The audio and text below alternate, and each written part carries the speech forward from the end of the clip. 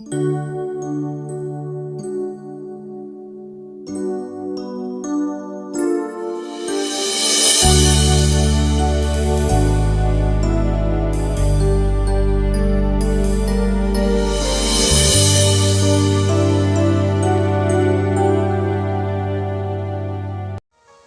महारानी जी ज्ञान वैराग्य के साथ में और उस दिव्य कथा में उपस्थित हुई, प्रकट हुई।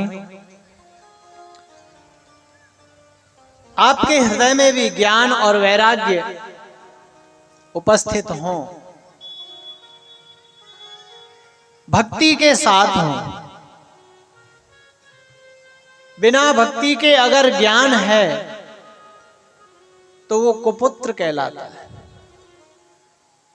अगर बिना भक्ति के आपको वैराग्य है तो वो भी कुपुत्र कहलाता है, क्योंकि मां के बगैर बेटा, बोलिए श्री राधे राधे। इसलिए शास्त्र कहते हैं कि ज्ञान और वैराग्य के साथ में भक्ति होना जरूरी है। आपको ज्ञान है, बहुत सारे ग्रंथ पढ़ लिए, वैराग्य धारण कर लिया, सब कुछ त्याग दिया, मन में कोई वासना नहीं रही, तो आपको ज्ञान है, वो ज्ञान भगवान तक पहुंचने नहीं देगा। आपको कुछ ना कुछ शंकाएं उत्पन्न करता रहेगा भगवान के विषय में। और जब भगवान के विषय में आपके हृदय में कोई ना कोई शंका उत्पन्न होती रहेगी तो आपको वैराग्य भी पूर्ण नहीं होगा। और ज्ञान और वैराग्य आपने धारण कर भी लिया, अगर भक्ति नहीं धारण की तो आपको भगवान मिलने वाले नहीं।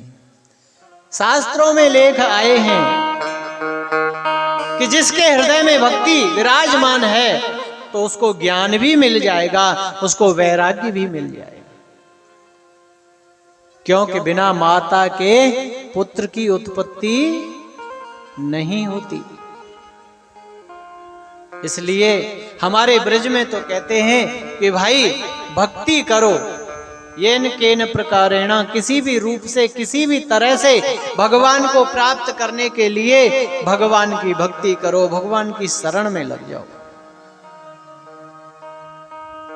श्री भागवत शास्त्र में वर्णन आया है, पूछते हैं, संतों ने पूछा, भक्तों ने पूछा कि महाराज ये जो कथा है भागवत की, जो ये दिव्य कथा है, इसको सुनने से होता क्या है? सुना है कि नारद जी ज्ञान वैराग्य के साथ, भक्ति के साथ, भक्ति महारानी जी प्रकट हुई नारद जी के द्वारा सुनने से, कथा सुनने से। बड़े बड़े ऋषि मुनियों का कल्याण हुआ कथा सुनने से। तो क्या ये कथा संत महात्माओं को, ऋषि मुनियों को पवित्र करती है, उन्हीं को मुक्त करती है, या इस कथा को श्रवण करने से किसी पापी का भी कल्याण हुआ है? महाराज, जो भगवान का भजन करता है, भक्ति करता है, उसका कल्याण हो जाए तो कौन बड़ी बात है? बोलो राधे राधे। कोई बड़ी बात है जो सुबह से शाम तक भगवान की पूजा करे, माला फेरे, दान करे, तीर्थों में स्नान करे, ब्रज 84 कोस की ब्रज की परिक्रमा लगा के आए, काशी में स्नान करे, हरिद्वार में स्नान करे, गंगा स्नान, प्रयागराज में त्रिवेणी में स्नान करे और वो मुक्त हो जाए, कौन बड़ी बात है? कोई बड़ी बात नहीं। हमें तो ये बताइए, क्या इस कथा को श्रवण करने से किसी पापी का कल्याण हुआ है? संतों ने कहा, इस कथा को श्रवण करने से तो पापी नहीं, महापापी का भी कल्याण हुआ है। उस विषय में एक कथा सुनाते हैं। किस किस प्रकार के पापी को ये कल्याण करती है, ध्यान देना। माताओं आप भी ध्यान देना, आप रसोई में काम करती हो, आप लोग किसान भी हो सकते हैं, खेती में काम करते हैं। आप लोगों से जाने अनजाने में खेती में कोई ना कोई जीव की हत्या हो ही जाती है। किसान काम करता है, अनेकों प्रकार के जीव जंतु जमीन में होते हैं और वो नष्ट हो जाते हैं, मृत्यु को प्राप्त हो जाते हैं। माताएं रसोई बनाती हैं, लकड़ी में भी कीड़ा हो जाता है, पता नहीं लगता, वो हत्या हो जाती है। जब आटा पीसते हैं, जहां चक्की चलती है, बेशक अब चक्की घरों में नहीं चलती, पर कहीं ना कहीं तो आपके लिए आटा पीसा जाता है, तो वहां पे भी जीव की हत्या हो जाती है। जहां पानी रखने की जगह होती है, वहां भी सूक्ष्म जीव उत्पन्न हो जाते हैं, उनकी भी वो नित्य प्रति उत्पन्न होते हैं और नित्य प्रति ही वो नष्ट हो जाते हैं, मर जाते हैं। तो ये पाप लगता है। कई जगह जीवन में ऐसी हैं जिनमें जरूरी कृत्य हैं और परंतु जीव हत्या हो जाती है, तो वो पाप लगता है। और जो जान करके जीव हत्या करता है तो उसको कितना पाप लगता होगा, ये तो ईश्वर ही जाने। आप सब जानते हैं कि जब अनजाने में कोई हत्या होती है जीव की, तो पाप लगता है। अगर उस जीव की जिसको आप अपने लिए हत्या कर रहे हैं, उसके अपने भोजन के लिए बना रहे हैं मार करके, तो समझ लो आपको अनंत जन्मों तक पाप की जो भरपाई है करनी पड़ेगी।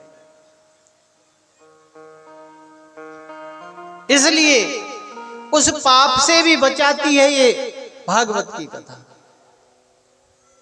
उसको जीवन में धारण करना।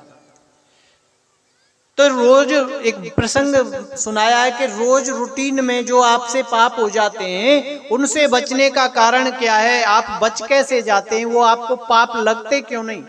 उनसे आप बच जाते हैं कि आप किसान हैं, खेती में काम करते हैं, अन्न उगाते हैं, और ये माताएं घर में रहती हैं हर वक्त। जब दरवाजे पर कोई आता है तो ये माताएं उसको कुछ ना कुछ अन्न दान कर देती हैं। घर आए हुए अतिथि को कभी खाली नहीं लौटाना चाहिए, दरवाजे पर आए हुए को उसको अन्न दान देना चाहिए। तो आपके द्वारा दिए हुए अन्न दान से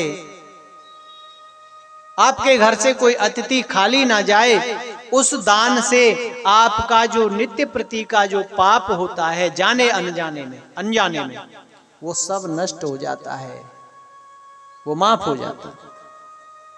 इसी प्रकार से किसान भाई जो अनेकों प्रकार से खेती में काम करते हैं, उनसे जो अनजाने में जीव हत्या हो जाती है, तो उनका भी प्रभु की कृपा से उनके द्वारा कमाए हुए धन से अगर यज्ञाद में, संतों की सेवा में, मंदिरों के निर्माण में, धर्म के कार्य में अगर उसमें से कुछ हिस्सा दान में लगता है, तो उनका भी अनजाने में किया हुआ वह पाप दूर हो जाता है, पाप लगता नहीं। परंतु जो जानकर किया जाता है वो कभी माफ नहीं होता। उसकी माफी तभी है जब उसको छोड़ दिया जाता है कि मैं आगे से अब ये पाप नहीं करूंगा और आज से मैं प्रभु की शरण में हूं, एक सात्विक जीवन जीऊंगा, धर्म के अंदर रह करके, धर्म की मर्यादा में रह करके मैं अपने जीवन का निर्वहन करूंगा, अपने गृहस्थ जीवन का पालन करूंगा। ये मानवा पाप कृतस्तु सर्वदा सदा दुराचार रता विमार्गगा क्रोधाग्निदग्धा कुटिलश्च कामिनो सप्ताह यज्ञेन कलौ पुनन्ति ते। ये मानवा पाप कृतस्तु सर्वदा, शास्त्र कहता है कि ये तो छोटी मोटी घटनाएं कभी जभी की आपने कहीं कि जो कभी जभी पाप कर लेता है। अरे ये शास्त्र की कथा श्रवण करने से तो ऐसे ऐसे पापी का भी कल्याण हो जाता है जो सदा दुराचार में ही लगा रहता है। नंबर 1। दूसरा, जो धर्म के मार्ग पर चलता नहीं उससे विमुख है, क्रोध की अग्नि में जलता है, हर वक्त क्रोध में रहता है। कुटिलाश्च कामिना, कुटिल है। कुटिल किसको कहते हैं आप जानते हैं? जो हमेशा हमेशा अपने हृदय में दूसरे का बुरा सोचता रहता है, उसको कुटिल बोलते हैं। कुटिलश्च कामिना, जो कामी है, हर वक्त काम क्रीड़ा में उसका मन रहता है। सप्ताह यज्ञेन कलौ पुनन्ति ते, ये 5 प्रकार के महापापी इस यज्ञ के द्वारा पवित्र हो जाते हैं। ऐसे पापी का भी श्रीमद् भागवत कथा के श्रवण करने से कल्याण हो जाता है। उन्हीं में से एक कथा आती है, वर्णन आता है कि तुंगभद्रा तटे पूर्वम, तुंगभद्रा नाम की नदी के किनारे एक उत्तम नाम का नगर है, और उस नगर में एक विद्वान ब्राह्मण रहते हैं, परम विद्वान है, और उनकी पत्नी है जिसका नाम है धुंधली। ब्राह्मण देवता सुबह से शाम तक यज्ञादि करते हैं, हवन आदि करते हैं, यजमानी करते हैं, प्रोताई करते हैं और भजन करके अपना जीवन निर्वहन करते हैं। और उनकी जो पत्नी है वह सुबह से शाम तक सिर्फ भोजन बनाने के बाद इधर बैठ उधर बैठ, इधर की कर उधर की कर, तेरी मेरी करके। हाँ देखो, तेरी मेरी करना भी बड़ा आसान नहीं है। तेरी मेरी करने से तो जीवन बदल गया। पता है किसका बदला? अरे रानू मंडल का बदल गया। बोलो राधे राधे। उसने और कुछ नहीं कहा, तेरी मेरी तो किया था, 2 लाइन की, बस 2 लाइन की बात करी थी उसने। हाँ, पर तेरी मेरी उसने तो जीवन बदल लिया, पर आपका जीवन तेरी मेरी करने से नहीं बदलेगा। आपका जीवन तो प्रभु की शरण में आने से ही बदलेगा। धुंधली इधर की उधर, उधर की इधर, हर वक्त जब तक किसी में लड़ाई ना करा दे तब तक उसको भोजन हजम नहीं होता। उसका यही काम। और ये ब्राह्मण देवता भजन करते हैं। हुआ क्या प्रभु भक्तों, एक समय उन ब्राह्मणों के पास में कोई पड़ोसी आया, नया पड़ोसी। पड़ोसी भी बड़े भाग्य से मिलते हैं, अच्छे पड़ोसी। उसने आकर के कहा, पंडित जी आप ब्राह्मण हो, आपके घर में तुलसी नहीं है।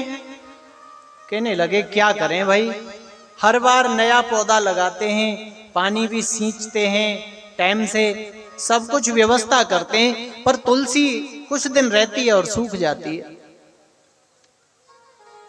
नजर घुमाई, सामने एक गाय खड़ी थी, देखा और कहने लगा महाराज मैं काफी दिन से देख रहा हूं आपके घर में ये गाय है, परंतु इसके बछड़ा बछड़ी कोई नहीं देखा, कई साल हो गए। हाँ भाई काफी दिन से है, सारी व्यवस्थाएं हैं, परंतु प्रभु की इच्छा है, क्या करें, इसमें हम कुछ कर नहीं सकते। जंगल में भी जाती है, दाना पानी भी टाइम से मिलता है, और सारी व्यवस्थाएं हैं, जंगल में भी खुली रहती है, खुली छोड़ी जाती है गायों के साथ, पर क्या कह सकते हैं।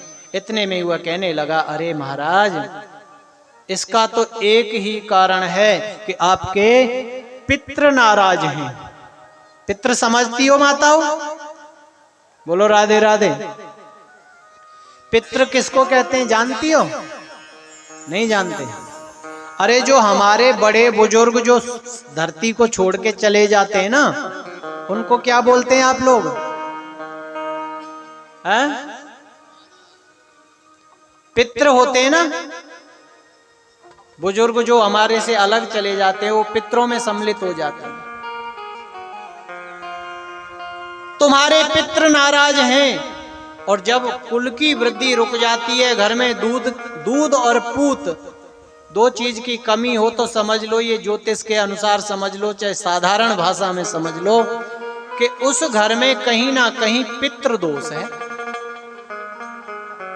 आपके जो बुजुर्ग हैं, गए हुए हैं यहां से, वो नाराज हैं, वो संतुष्ट नहीं है, क्योंकि आप उनके लिए टाइम से श्राद्ध आदिक नहीं करते, उनके निमित्त दान पुण्य आदिक नहीं किया, इसलिए वो नाराज हैं।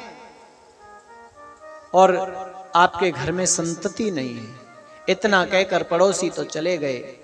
ब्राह्मण देवता को बड़ी गिलानी हुई कि मेरे घर में गाय का कोई बच्चा बच्ची नहीं है, तुलसी रुकती नहीं है, मेरे जीवन का क्या लाभ, जिस शरीर को मैंने ब्राह्मण कुल में धारण करके अपने पितरों को संतुष्ट नहीं किया। मैं लोगों के पितरों को उद्धार करने के लिए पिंड दान आदि कराने जाता हूं, प्रोत्साही करता हूं, परंतु मैं अपने पितरों का उद्धार नहीं कर सका, तो मेरा क्या लाभ।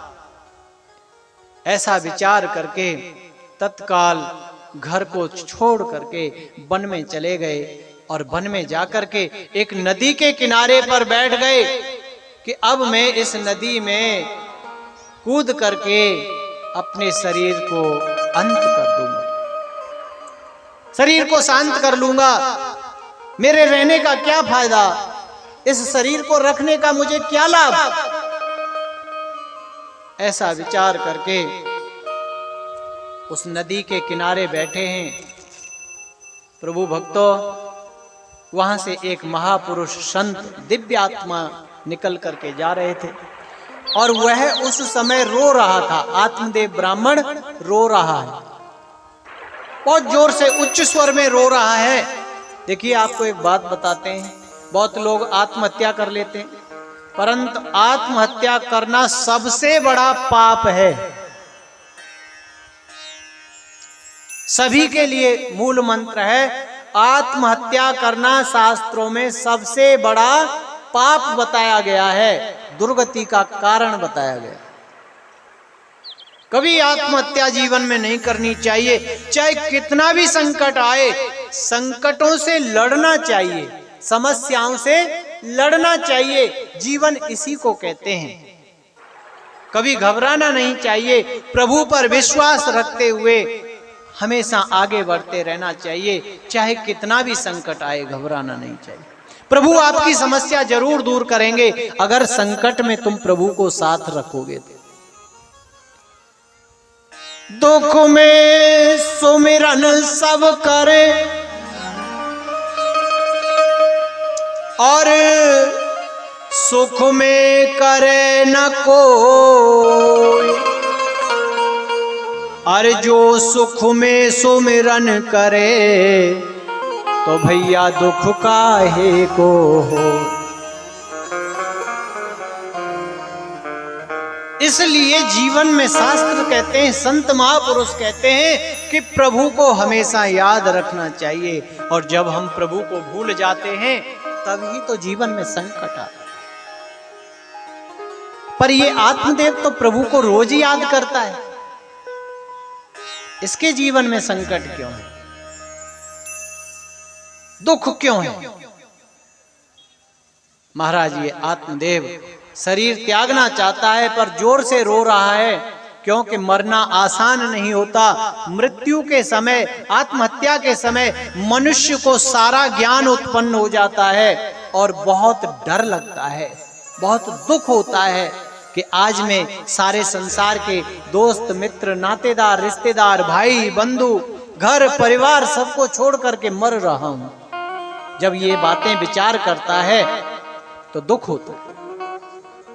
उसकी रुदन की आवाज सुनकर के एक महापुरुष दिव्यात्मा संत वहां से निकल रहे थे, उन्होंने कहा, अरे ब्राह्मण, तुम देखने में तो बहुत ऊंचे विद्वान ब्राह्मण लग रहे हो, क्यों रो रहे हो, क्या कारण है? कहने लगा, महाराज मेरा कारण मत पूछो,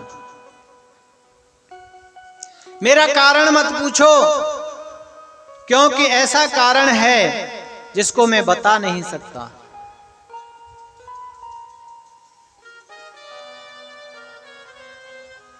जब संतों की शरण में कोई आए तो संत पूछे बगैर रहते नहीं। क्यों? कि संत हृदय नवनीत समाना,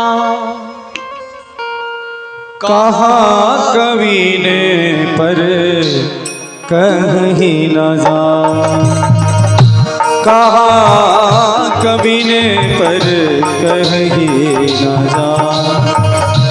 संत हृदय नवनीत समाना, संत हृदय नवनीत समाना, संत हृदय नवनीत समाना, संत हृदय नवनीत समाना। कहा कवि ने पर कहीं न जाना, कहा कवि ने पर कहीं न जाना।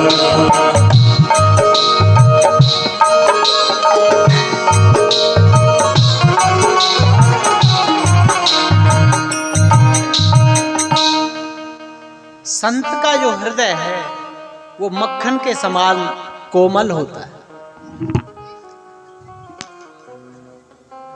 पर दुख द्रवहें संत सुपुनीता, दूसरे के दुख को देख करके संत का हृदय स्वयं द्रवित हो जाता है, पर मक्खन अपने आप नहीं। मक्खन को जब अग्नि पे रखते हैं तब द्रवित होता है, तब पिघलता है, उसको गर्माई मिलती है तब पिघलता है। परंतु संत का हृदय दूसरे का दुख देख करके ही पिघल जाता है। संत कहने लगे, ब्राह्मण देवता, कथम रोदिसि विप्रत्वम काते चिंतावलीयसि, वदत्वं सत्वरं मह्यं स्वस्य दुःखस्य कारणम्। हे ब्राह्मण देवता, आपको कारण तो हमें बताना ही पड़ेगा। जब तक आप कारण नहीं बताओगे तो इसका निदान कैसे होगा, आपके दुख को दूर कैसे किया जाएगा? संत कहने लगा, ब्राह्मण देवता कहने लगा, महाराज क्या करें, सारा जीवन भजन करते निकल गया, घर में पत्नी है, भगवान के यहाँ सब कुछ है, पर मेरे लिए एक संतान नहीं दे सके प्रभु। इसलिए गृहस्थ जीवन का पहला धर्म है कि घर में संतति होना भी आवश्यक है। बोलो राधे राधे। कितना भी बड़ा महल बनाइए आप, कितनी भी बड़ी कोठी बनाइए, आजकल कोठी बोलते हैं, घर मकान बनाइए, बाग बगीचे लगाइए, फैक्ट्रियां लगाइए, परंतु आपके उस महल में, उस कोठी में, बंगले में अगर बच्चा नहीं है, दो चार रहने वाले नहीं हैं, तो उसका क्या लाभ? अरे उससे तो अच्छा वो है जो झोपड़ी में भी चार बच्चे आनंद के साथ किलकारियां, बच्चों की आवाजें गूंजती हैं, वही अच्छा है, वह झोपड़ी भी अच्छी है। गृहस्थ जीवन का पहला धर्म है कि घर में बच्चा होना जरूरी है। अनेकों प्रकार के साधन से धर्म की शरण में जाकर के, प्रभु की शरण में जाकर के संतान की प्राप्ति करनी चाहिए। महाराज दशरथ जी के यहाँ पे भी बच्चे नहीं थे, तो महाराज वशिष्ठ मुनि की शरण में गए और पुत्रेष्टि यज्ञ करा करके पुत्रों की प्राप्ति की। आप सभी परिचित हैं, जानते हैं, राम कथा सुनी। भगवान मेरे संतान नहीं है घर में। संत कहने लगे, भले आदमी संतान के लिए रो रहा है, संतान के लिए मरने आ गया, अरे चल हमारे साथ, आनंद के साथ आश्रम में रहना, भजन करना, जीवन का कल्याण हो जाएगा। और संतों ने कहा, पुत्रादि सुख हीनोयम। ब्राह्मण ने कहा कि महाराज आपने तो बड़ी सहजता से कह दिया, आप क्या जानो पुत्र क्या होता है। पुत्रादि सुख हीनोयम संन्यास शुष्क एवही, गृहस्थ सरसो लोके पुत्र पौत्र समन्वितः। महाराज जो सन्यास है ये शुष्क है, खुश्क, इसमें रस नहीं है।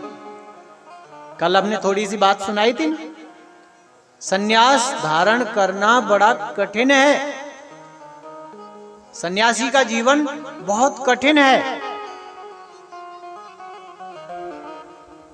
इसलिए महाराज ये सन्यास तो रूखा लगता है, इसमें रस नहीं है। और जो गृहस्थ है, गृहस्थ सरसो लोके पुत्र पौत्र समन्वित। जो गृहस्थ है ये सरस है, आनंदमय है। कभी पुत्र उत्पन्न होता है तो आनंद होता है घर में, और कभी पुत्र की सगाई होती है, टीका होता है तो आनंद होता है, बधाई गाई जाती है, विवाह होता है, घर में बहू आती है, फिर बच्चे होते हैं, नाती पोते होते हैं, बड़ा आनंद आता है। कभी कभी महाराज रोना भी पड़ता है इसमें। ब्राह्मण ने कहा, महाराज कभी कभी रोना भी पड़ता है। संतों ने बहुत प्रयास किया समझाने का, परंतु ब्राह्मण ने कहा, नहीं महाराज, जब आप ये बात कह रहे हैं तो मुझे लगता है कि आप सन्यासी हैं, पहुंचे हुए महात्मा हैं, आप मुझे पुत्र दे सकते हो। ब्राह्मण की मस्तक रेखा देख करके कहने लगे, इस जन्म की बात करते हो, तुम्हारे 7 जन्म में पुत्र नहीं होना, चलो हमारे साथ। जब 7 जन्म की बात कही तो संतों के चरण पकड़ लिए संत के ब्राह्मण ने, कहने लगा कि जो 7 जन्म की जान सकता है तो वो मेरे को पुत्र दे सकता है। इसलिए महाराज मैं आपके चरण तब छोड़ूंगा या तो मुझे पुत्र की प्राप्ति का वरदान दीजिए, अन्यथा मैं आपके ही चरणों में प्राण त्याग दूंगा। अब नदी में नहीं त्यागूंगा, आपके चरणों में त्याग। ब्राह्मण को दया, संतों को दया आई और संतों ने उस ब्राह्मण को उठाया और गले से लगाया और कहने लगे, भले आदमी तुम क्या मांग रहे हो। कहने लगे, नहीं महाराज आपको देना पड़ेगा।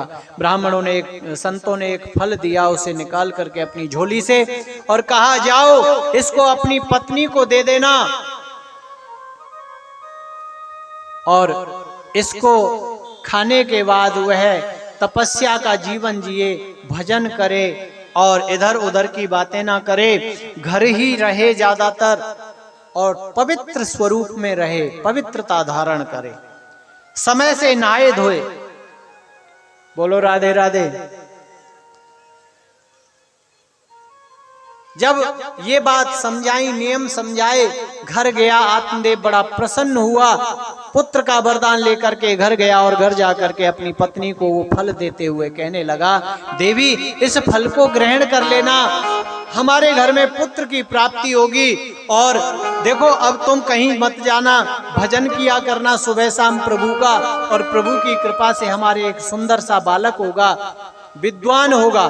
देखो माताओं, जब बच्चा गर्भ में होता है ना, ध्यान देने वाली बात ये आपके लिए कि जब बच्चा आपके गर्भ में हो माताओं के, उस समय माताओं को निंदा चुगली नहीं करनी चाहिए।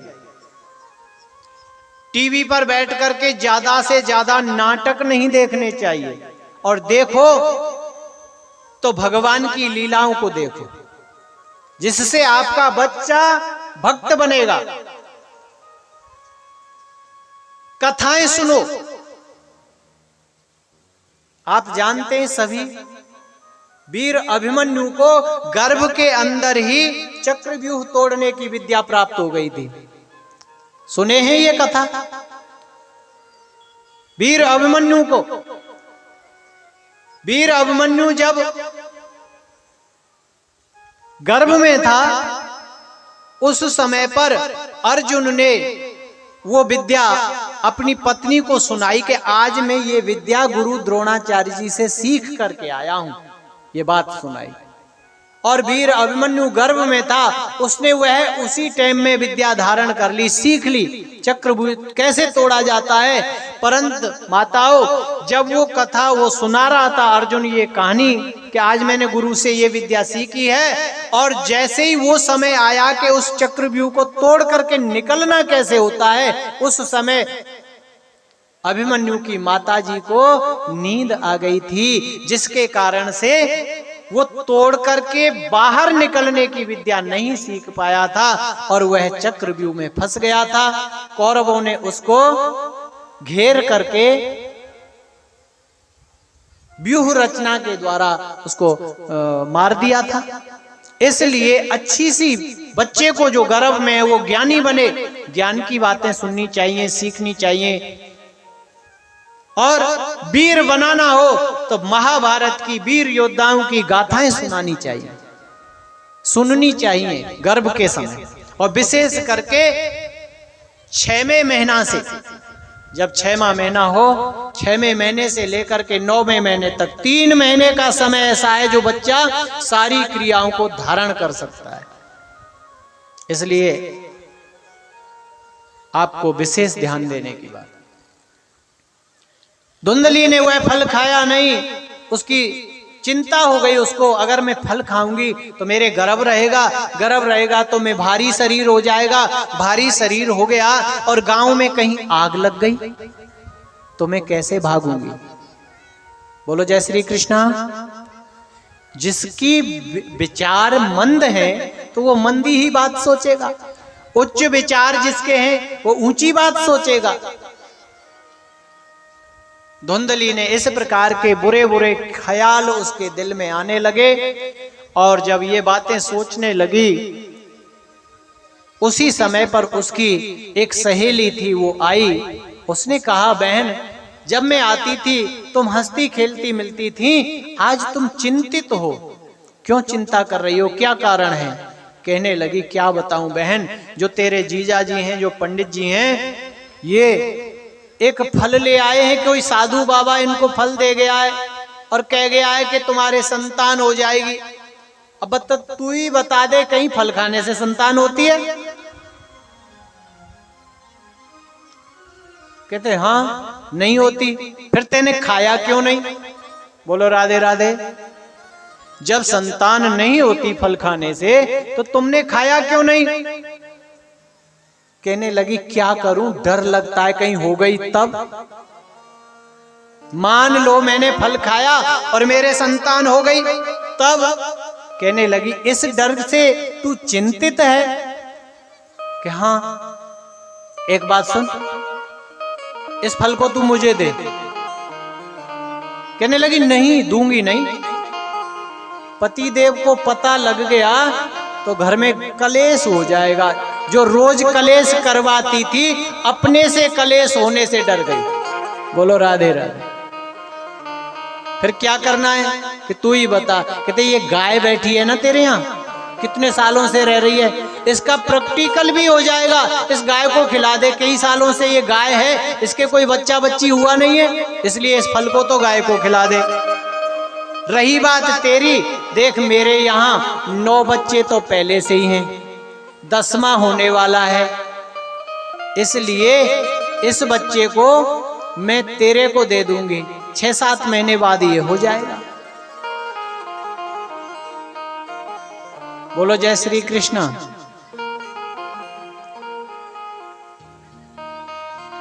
कहने लगी, आइडिया तो बहुत अच्छा है, सुंदर बात है, तेरे को कष्ट भी नहीं होगा।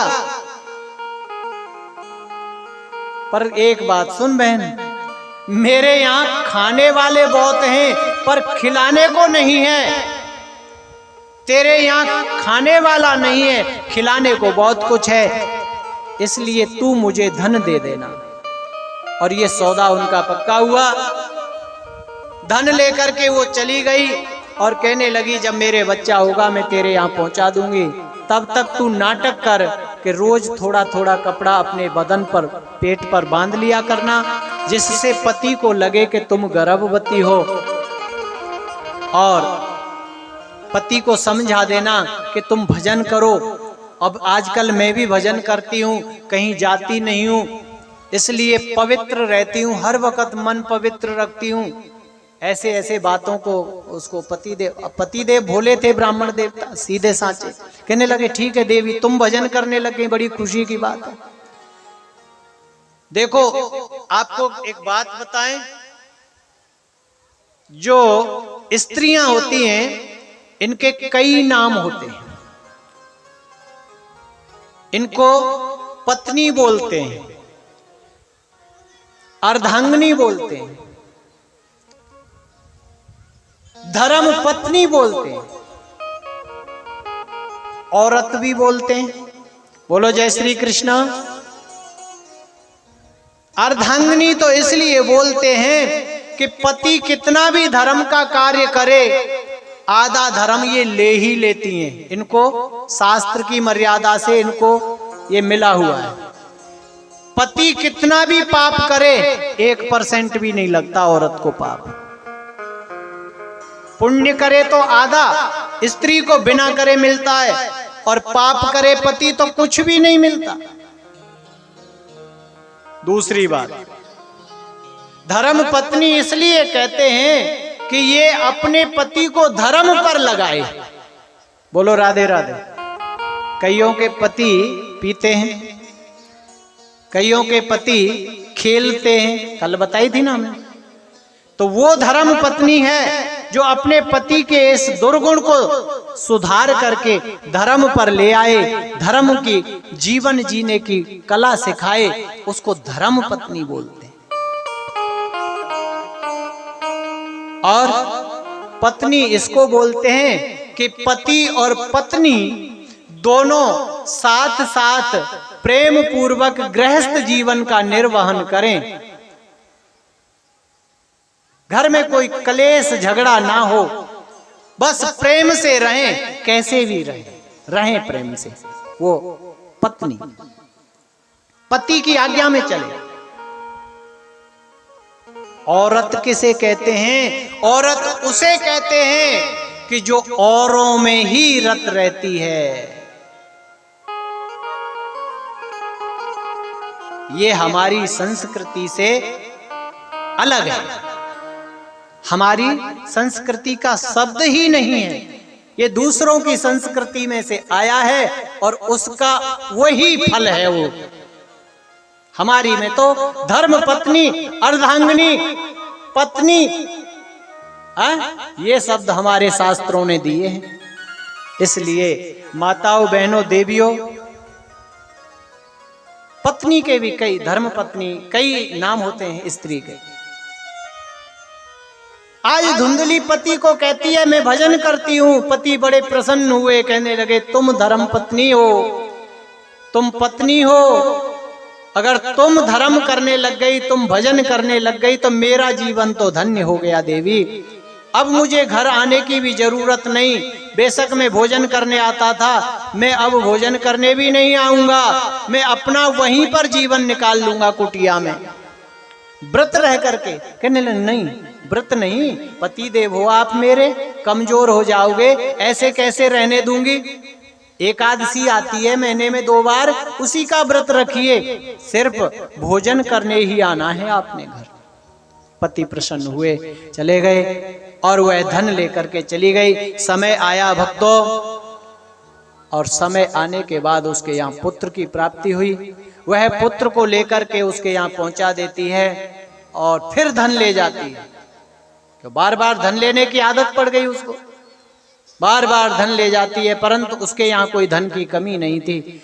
अब बच्चा हो गया, खबर भेज दी, पंडित जी बड़े प्रसन्न हुए कुटिया पर, बड़ा दान पुण्य किया, क्यों धन की कमी नहीं है, बहुत धन लुटाया, पुत्र की प्राप्ति के उपलक्ष्य में ब्राह्मण ने, प्रिय भक्तों, परंतु जब बच्चा पैदा ही नहीं किया तो दूध कहां से आएगा? जब बच्चा माता पैदा करेगी तभी तो स्तन में दूध आएगा। स्तन में दूध नहीं आया और कहने लगी, पति देव मेरे से दूध नहीं है मेरे पास इस बच्चे के लिए, अवस्था ज्यादा हो गई इसलिए लेट पुत्र हुआ है, मेरे स्तनों में दूध खुश्क हो गया, सूख गया, दूध नहीं है। इसलिए मैंने सुना है मेरे पड़ोस में गांव है, उसमें मेरी एक सहेली रहती है, उसके यहाँ पुत्र हुआ था और वो मर गया, नष्ट हो गया, इसलिए उसे अगर बुला लिया जाए इसके लालन पालन के लिए तो अच्छा रहेगा। पति ने कहा ठीक, अच्छी बात है।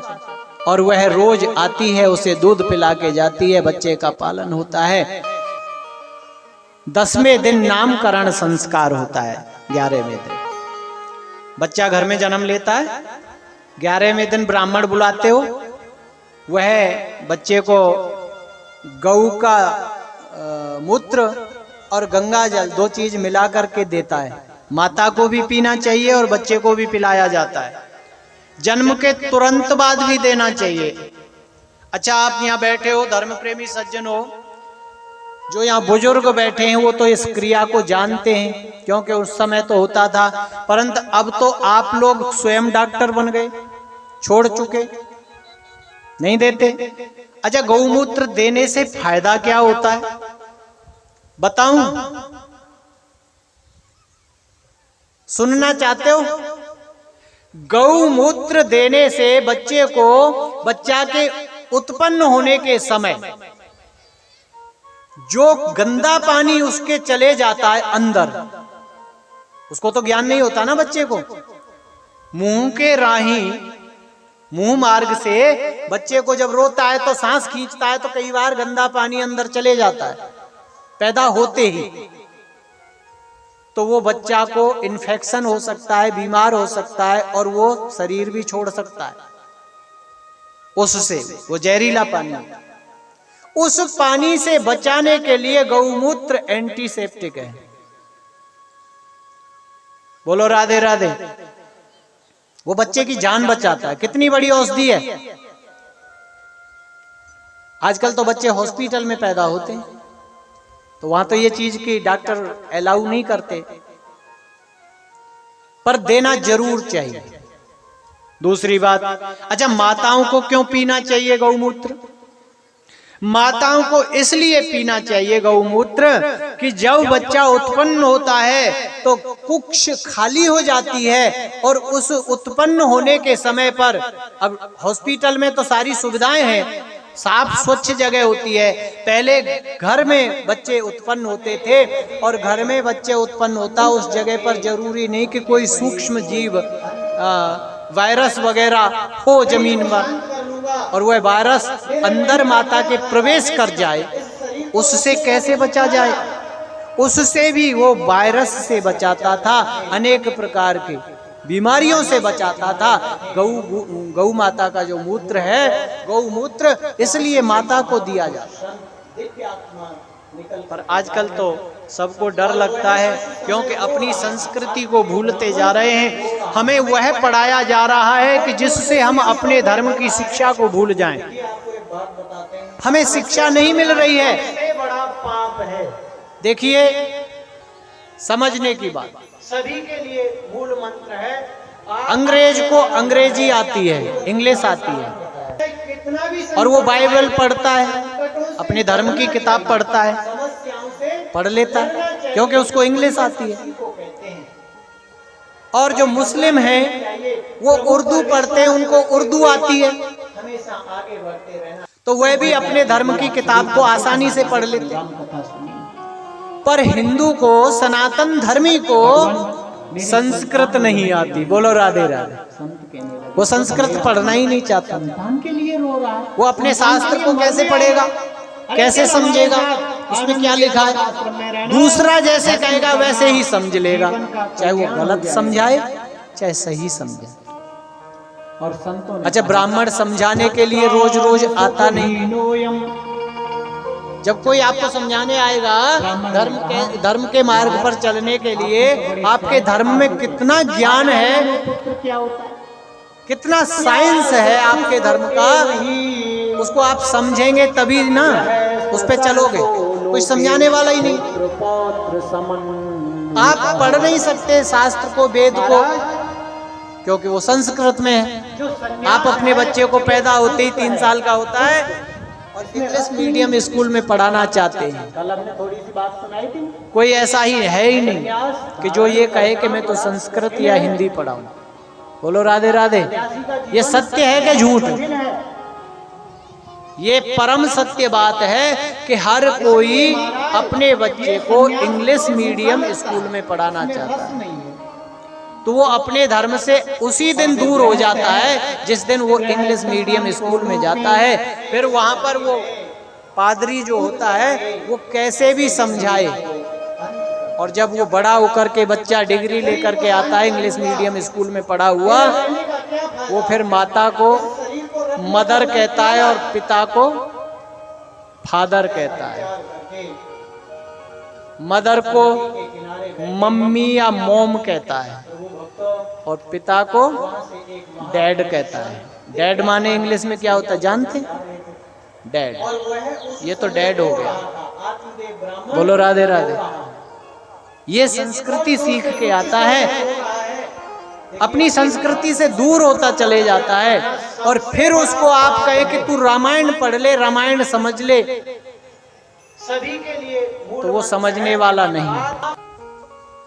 जब बचपन में रामायण पढ़ेगा तभी वह दशरथ की तरह, राम के तरह, दशरथ के पुत्र राम की तरह पिता की आज्ञा को मानेगा। तभी वह सौतेली माता कैकेयी की बात को भी मान करके वन का अनुसरण कर लेगा।